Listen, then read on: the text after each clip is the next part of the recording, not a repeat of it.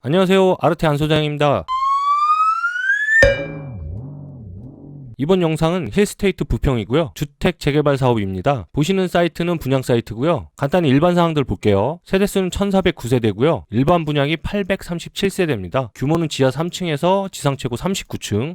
상당히 높습니다. 총 9개 동이네요. 바로 입지 환경 볼게요. 여기가 바로 우리 대지고요. 배군역이 딱 붙어 있습니다. 1호선이죠. 상당히 괜찮네요. 부평역까지는 1.67km 돼 보이네요. 부평구청역까지는 2.7km 정도 됩니다. 인천 성모병원이 여기 있네요. 2km 안쪽에 있습니다. GTX B노선이 예정으로 돼 있습니다. 현실화만 된다면 상당히 괜찮을 것으로 생각되고요. 정보가 너무 부족해서 일반 지도에 이렇게 땅을 엎어봤습니다. 여기 우리 땅이고요. 계획대지고요. 여기 배군역이 딱 붙어 있습니다. 주변으로 부평 아트센터 딱 붙어 있고요. 배군공원 있고요. 부평도서관, 부평서 여자중학교, 인천 신촌초등학교, 부평서 중학교, 부광고등학교 이렇게 학군이 묶여 있어요. 물론 이제 경원대로를 건너야 된다는 단점이 좀 있긴 합니다. 상당히 가까이 있지만 여기 육교가 있네요. 배군역이 지상철이다 보니까 이 배군역을 기점으로 생활권이 나뉠 것 같아요. 이쪽 북서쪽 생활권, 남동쪽 생활권에서 그 배군역 기준으로 나뉠 것 같습니다. 배치도 살펴볼게요. 보이시는 이 파란색 경계가 구역 경계고요. 빨간색 선들이 대지 경계입니다. 아파트 대지 경계요. 위쪽으로는 주 도로가 위치되어 있네요. 언뜻 봐도 차선이 상당하고 이쪽에서 소음이 꽤 될 것으로 예상이 됩니다. 왼쪽으로는 이제 접근 도로가 이렇게 위치되어 있고요. 남쪽으로는 이 배군역이 있습니다. 이 배군역은 지상철이라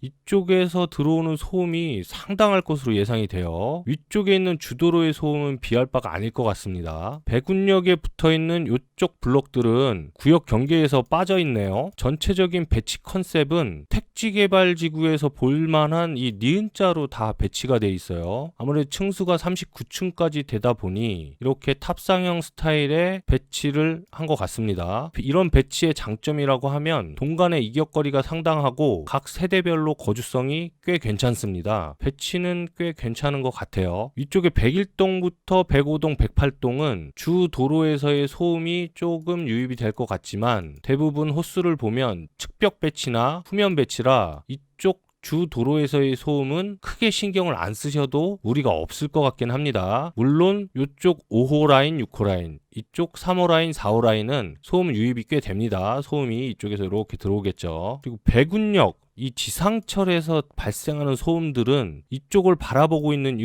동들, 호수들, 여기들은 굉장히 소음에 영향을 많이 받을 것 같아요. 소음에 민감하신 분들은 이런 거 잘 체크를 해주셔야 될 것 같습니다. 단지 주출입구는 주 도로에서 한 군데 있고요. 이쪽 접근 도로에서 단지 부출입구가 하나 이렇게 두 군데로 되어 있습니다.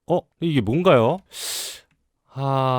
여기 보면 단지 부출입구에 들어와서 이렇게 지하주차장으로 내려가게끔 계획이 돼 있는데 요건 조금 문제가 되지 않을까요? 그 이유가 지하주차장에서 만약에 차량이 이렇게 올라오게 되면 야간 같은 경우에는 라이트 불빛이 여기 1호 라인에 꽤 부딪힐 것 같아요. 간섭이 생깁니다. 위로 이렇게 올라오기 때문에 저층에 1층, 2층만이 아니고 4층, 5층, 6층까지도 좀 영향을 받지 않을까 생각이 드네요. 이거는 개인적인 생각입니다. 이런 식의 계획은 조금 의문이네요. 보통은 주출입구를 이렇게 밑으로 좀 내려서 여기서부터 다운되게 해서 이렇게 내려가는 게 계획을 하는 경우가 많은데 지금 보시면 쭉 길게 여유 있게 끌고 와서 여기서부터 램프로 이렇게 내려가게 계획을 했습니다. 왜 그랬을까요? 이 부분은 조금 이해가 안 되네요. 이 방위표를 보시면 N자로 되어 있는 여기가 북쪽입니다. 배군역을 보고 있는 이쪽 호수들은 남동향이고요. 남쪽으로 조금 더 기울어져 있습니다. 여기 보이시면 이게 남동향이에요. 그 왼쪽을 보고 있는 이런 호수들은 남서향입니다. 서측으로 조금 더 기울어져 있겠네요. 동 안에서의 특징을 딱 구분되겠네요. 남동향, 남향으로 좀 더 기울어진 이쪽은 배군역에서의 소음이 있겠지만 남향으로 좀 더 기울어져서 게다가 남동향이죠. 이 향이 꽤 괜찮고 왼쪽을 바라보고 있는 이 호수들은 배군역에서의 소음이 조금 덜하겠지만 향에서는 조금 불리한 그런 입장이네요. 이거는 좀 선택의 문제인 것 같습니다. 내가 소음에 너무 민감하다, 향 필요 없고 나는 소음이 싫다 하시면 이렇게 이쪽을 바라보고 있는 호수를 선택하시면 될 것 같고요. 나는 소음도 필요 없고 무조건 향이다, 그러면 이 배군역을 바라보고 있는 이 동도 괜찮아요.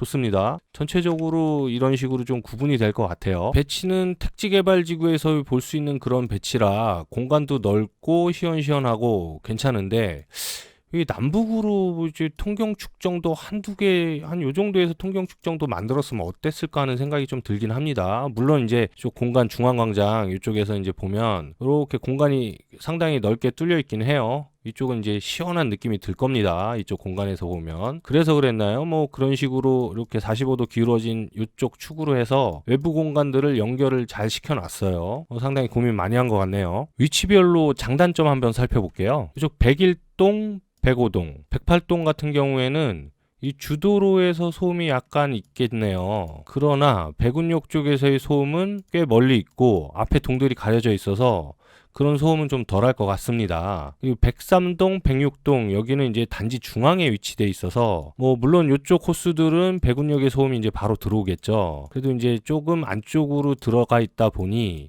아늑하고 소음에도 조금 영향이 덜할 것 같긴 해요. 102동, 104동, 107동, 109동은 이쪽 백운역 쪽에 딱 붙어있는 동들로 좀 특징이 구분될 것 같습니다. 이 단지에서 가장 좋은 동이 어디냐라고 저한테 물으시면 저는 딱 이 103동에 6호, 5호, 4호 라인 여기를 딱 찍을 것 같아요. 그 이유가 뭐 향에는 남동향이 아니라서 조금 불리할진 모르겠지만 아무래도 이제 백운역에서 오는 소음도 좀 덜하고요. 그리고 이제 주 도로에서의 소음도 좀 덜하겠죠. 안쪽으로 좀 들어가 있으니까. 게다가 이 앞이 이렇게 뻥 뚫려 있습니다. 이 정도면 상당히 괜찮죠. 아무래도 이제 103동의 4호, 5호, 6호 라인이 상당히 인기가 많을 것으로 예상이 되고요. 101동 같은 경우도 괜찮습니다. 물론 주도로에 소음이 좀 있긴 하지만 뭐 이 정도면 이제 이쪽이 열려 있고요. 뭐 상당히 괜찮습니다. 여기도. 뭐 102동 같은 경우에는 뭐 전체적으로 소음에 민감하지 않으면 뭐 어느 호수나 상관이 없을 것 같습니다. 107동도 마찬가지고요. 104동의 1호, 2호 라인도 마찬가지입니다. 이쪽이 열려 있죠. 개인적으로는 103동의 4호, 5호, 6호 라인 꽤 좋아 보이긴 합니다. 우리가 또 이제 조합원 분들이 어떤 선택을 했는지 살펴봐야 되지 않겠습니까? 101동의 3호 라인 12층부터 28층까지 쭉 갖고 가셨네요. 3호 라인 여기네요. 아무래도 5구 타입이라 여기 선택 많이 하신 것 같아요. 102동은 84 타입, 5구 타입 뭐 전체적으로 이쪽 많이 갖고 가셨네요. 다 열려 있고 하니까 많이 갖고 가신 것 같아요. 103동도 뭐 예상대로 이제 많이 갖고 가셨습니다. 이쪽은 뭐 거의 대부분 10층 이상은 다 갖고 가셨어요. 103동이요. 104동도 꽤 많이 갖고 가셨네요. 105동은 하나도 안 갖고 가셨어요. 105동은 아무래도 그러니까 열려있는 공간이 없다 보니까 그랬나요? 106동도 상당히 많이 갖고 가셨습니다. 여기는 이제 5구로 다 구성되어 있는 동이네요. 106동. 쪽은 열려있지만 이쪽은 이제 중앙광장을 보는 것 때문에 좀 갖고 가셨나요? 아니면 이제 아무래도 20평대라 이렇게 많이 갖고 가신 것 같아요. 이쪽은. 그리고 107동도 좀 갖고 가셨네요. 108동은 일부만 갖고 가셨습니다. 108동. 이쪽 아무래도 좀 이쪽이 막혀 있다고 생각하셨나요? 109동은 아 여기는 3호 해배네요. 46 해배도 쭉 많이 갖고 가셨고 작은 평수니까 많이 갖고 가신 것 같아요. 이쪽이 다. 그다음에 59 A 타입 좀 갖고 가셨네요. 4호 라인이네요. 4호 라인. 전체적으로 보면 20평대를 많이 갖고 가신 것 같고요. 열려있는 동들을 좀 갖고 가신 것 같아요. 네, 숨어있는 좋은 동을 한번 제가 알려드릴게요. 이건 뭐 개인적인 의견이니까 109동의 7호 라인, 6호 라인 여기가 좀 숨어있는 좋은 동이 아닐까 생각이 들어요. 그 이유는 이쪽이 조금 꺾여서 남향으로 조금 기울어진 것도 있겠지만 동호수를 보면 여기 하나도 안 갖고 가셨어요. 위에. 근데 언뜻 보면 여기가 막혀있는 것 같지만 한번 살펴볼까요? 106동의 4호, 5호, 6호 라인 여기 30층이 안 됩니다. 여기 103동의 4호, 5호, 6호 라인 여기 있죠. 여기죠.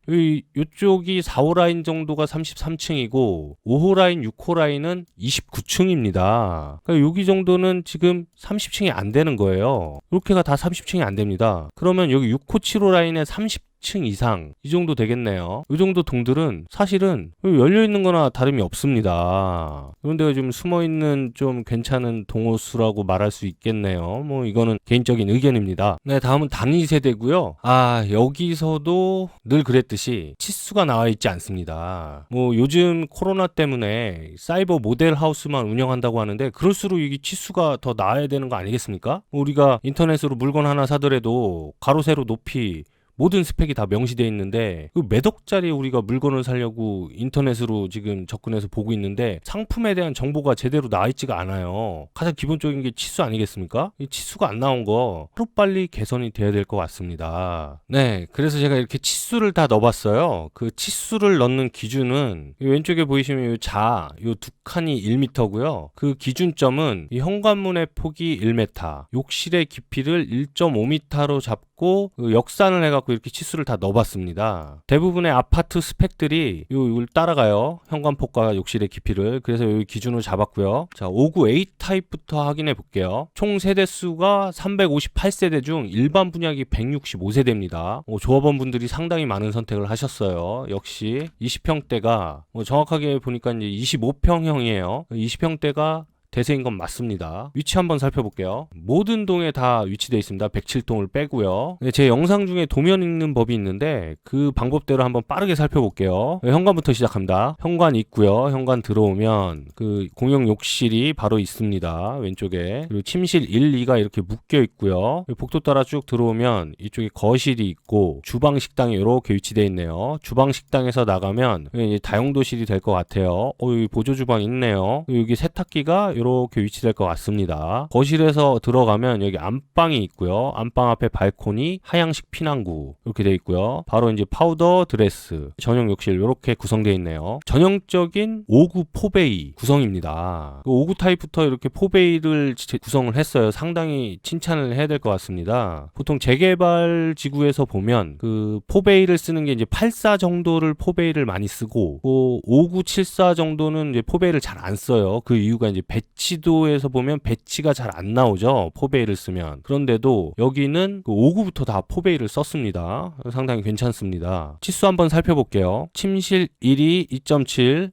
요 치수는 안목 치수입니다. 안목 치수가 뭐냐면 보통 우리가 면적을 산정을 할 때는 벽체의 중심선으로 기준으로 해서 산정을 합니다. 근데 공동주택은 벽체의 안쪽 선으로 해서 면적을 산정하게 돼 있어요. 그래서 이 안쪽 선, 이게 눈에 보이는 요 벽 선까지의 거리, 그걸 이제 안목치수라고 하는데 안목치수로 저희가 이제 면적을 다 내봤어요. 그리고 이 숫자들은 건축은 무조건 밀리미터 단위입니다. 2700이면 2.7m고요. 2400이면 2.4m인 겁니다. 거실은 3.6, 안방은 3.3, 깊이는 10자, 3m 딱 나오네요. 주방의 폭이 3.1m입니다. 주방도 상당히 포베이니까 폭이 길게 나오죠. 식탁이 이렇게 구성해도 되고 이렇게 구성해도 되고 전혀 문제가 되지 않습니다. 침실 1, 2의 깊이는 3.2m. 거실 쪽에서 소파 자리도 충분히 나올 것 같아요. 소파가 이렇게 배치되겠네요. 아톨로 돼서 이쪽이 TV 자리가 되겠죠. 이 평면의 특징이라면 현관에 들어와서 팬트리가 있다는 게 가장 큰 특징이겠네요. 요즘 이제 현관 쪽에서 이런 수납에 대한 부분들을 상당히 신경 씁니다. 요즘 설계 추세가. 그거에 맞게 잘 설계를 한 것 같아요. 그리고 이 평면을 보다 보니까 조금 이상한 공간이 있습니다. 물 쓰는 공간들을 보면 이렇게 설비 공간들이 꼭 묶여 있어요. 이 설비 공간들은 바닥 면적에서 제외가 되죠. 이쪽에 이제 설비 배관들이 지나가는 공간이에요. 욕실 1의 설비는 여기고 욕실 2의 설비는 여기 위치되어 있네요. 그 주방 쪽에서 물 쓰는 설비는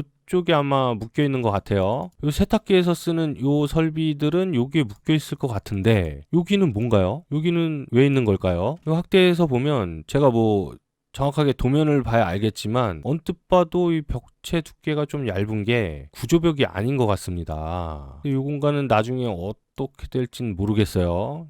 이 공간을 만약에 쓰게 되면 이거는 불법입니다. 네, 다음은 5구 B타입이고요. 총 세대수가 254세대 중 일반 분양이 186세대입니다. 여기도 조합원분들이 그래도 꽤 선택을 하셨어요. 위치 한번 살펴볼게요. 5구 B타입도 107동을 제외하고는 전동에 위치되어 있습니다. 전형적인 탑상형 구조고요. 평면 한번 볼게요. 현관 들어오면 침실 2, 침실 1 이렇게 되어 있고요. 복도 따라 쭉 들어와서 공용 욕실이 있네요. 그리고 주방, 식당, 거실 이렇게 LDK 통합형으로 묶여 있습니다. 그리고 안방 있고요. 안방 앞에 발코니 넓게 되어 있네요. 그리고 하향식 피난구, 드레스룸이 상당히 큽니다. 그리고 전용 욕실 이렇게 위치되어 있네요. 치수 한번 살펴볼게요. 안방 폭이 3.3, 깊이가 10자, 3m 딱 나옵니다. 거실이 3.6, 깊이가 3.6, 그다음 주방 식당이 2.6이에요. 그다음 침실 1, 2가 2.4m, 2.7m, 전형적인 5구 타입의 치수입니다. 이 평면에서도 현관 옆에 이렇게 팬트리를 구성을 했어요. 뭐 상당히 괜찮죠. 이게 활용도가 꽤 높습니다. 그리고 가장 큰 특징이라면 딱 눈으로 봐도 드레스룸이 상당히 큽니다. A타입에 비해 드레스룸이 꽤 큽니다. 그리고 이 타입 같은 경우에는 내가 오로지 나는 따뜻한 겨울철 따뜻한 게 좋다, 난 무조건 향이다, 그러신 분들이 딱 좋을 만한 그 위치에 다 있어요. 그 탑상형이 아니고 이제 코너형으로 다 구성돼 있어서 요동을 빼고는 전부 다 남서향, 남동향, 뭐 하루 종일 해가 쭉 비치죠. 요런 타입 같은 경우에는 상당히 겨울철 따뜻합니다. 물론 이제 여름철에는 뭐 냉방에 좀 문제가 있긴 하지만 겨울철 추운 게 싫으시다 하시는 분들은 뭐 이 타입 상당히 괜찮을 것 같아요. 항상 이런 이면 개방형 탑상형 구조의 평면은 그 분양시장에서 인기가 좀 없다 보니까 이렇게 드레스룸을 좀 특화해서 평면을 구성한 것 같습니다.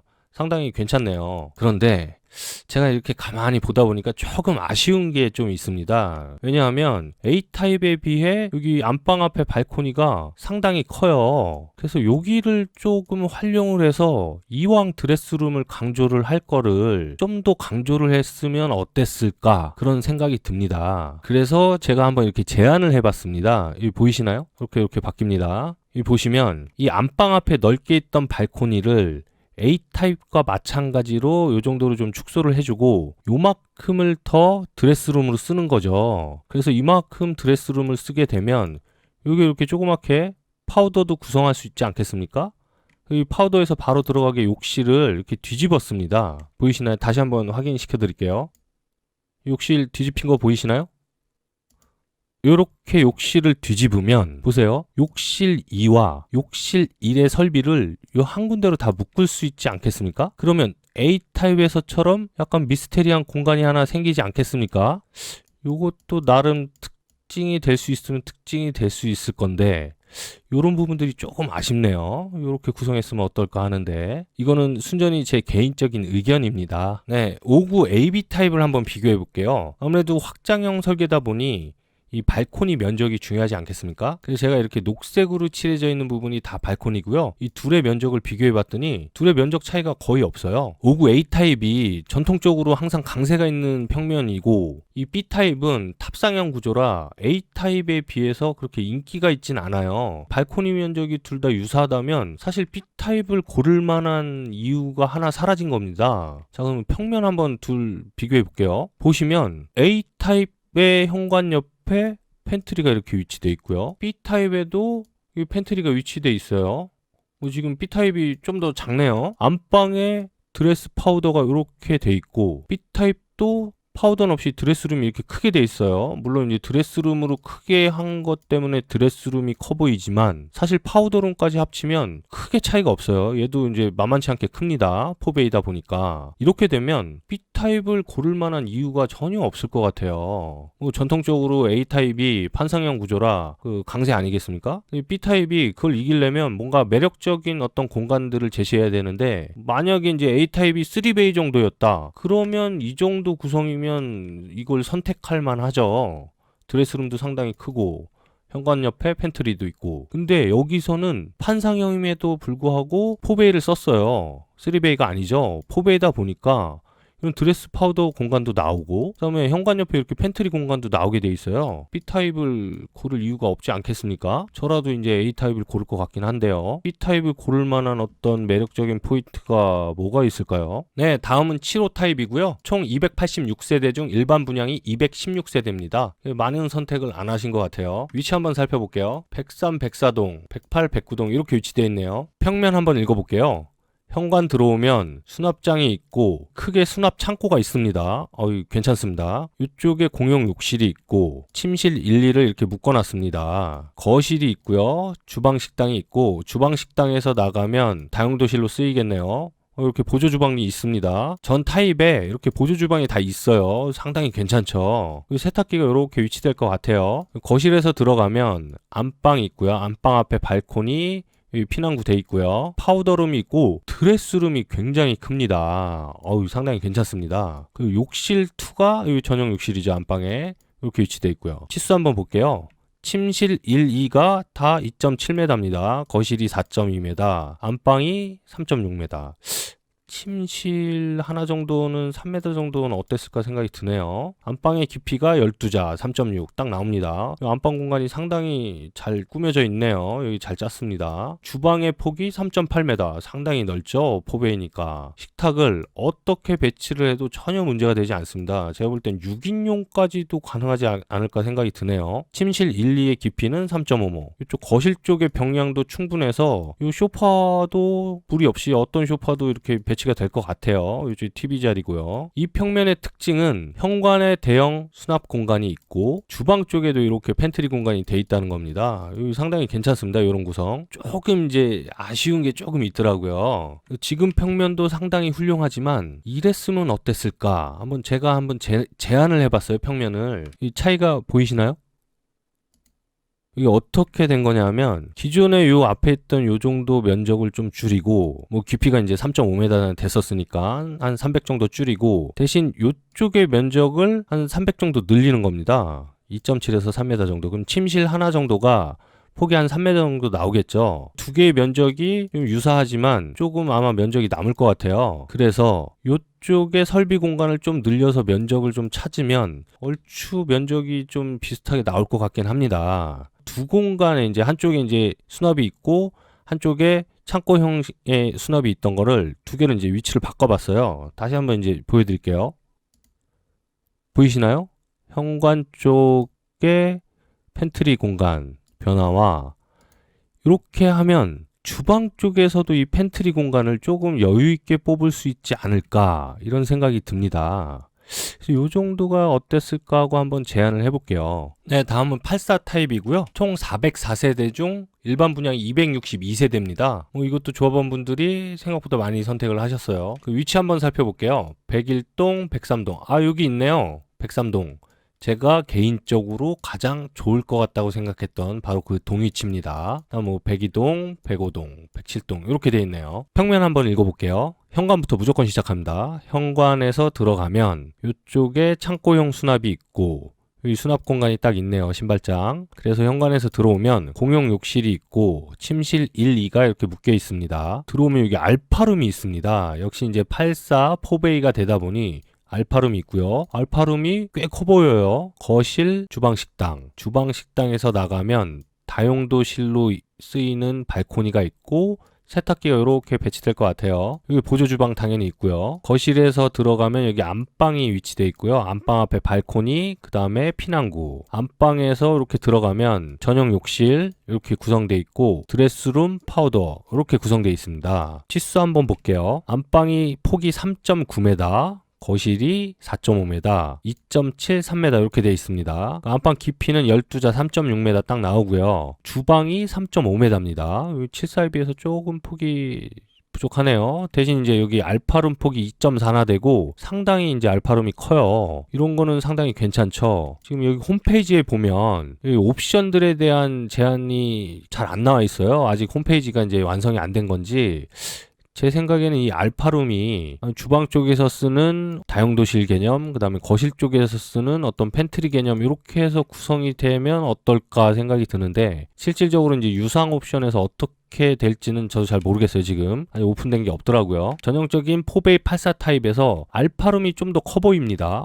상당히 괜찮네요. 대신 침실 하나가 이제 2.7m인 게 조금 아쉽긴 한데 이거는 이제 4베이 84 4베이 타입에서 어쩔 수 없이 이렇게 나올 수밖에 없어요. 이런 거는 이제 어쩔 수 없는 거고요. 전체적인 구성 깔끔합니다. 이렇게 조합원분들이 많이 선택한 데는 이유가 있는 것 같아요. 굉장히 괜찮습니다. 평면. 네. 힐스테이트 부평 쭉 한번 살펴봤고요. 1호선 백운역 초역세권 하나만으로도 상당히 매력적인 단지입니다. 그 단지 배치 컨셉을 보면 택지개발 지구에서 있을 법한 컨셉을 재개발 지구인데 도입을 해서 평면들이 상당히 잘 나왔어요. 59부터 84까지 전부 4베이를 썼고요. 4베이는 확장형 설계에 아주 유리하죠. 그러다 보니까 전체적인 구성이 굉장히 안정감도 있고 평면들이 상당히 잘 나온 것 같습니다. 물론 이제 부분 아쉬운 부분들이나 조금 만족하지 못한 부분들이 있는데 그런 부분들은 이제 제 개인적인 의견이니까 참고만 하시면 될 것 같고요. 이번 영상은 여기까지입니다. 어떻게 도움이 되셨으면 좋아요와 구독하기 부탁드리고요. 저는 다음 영상에서 뵐게요.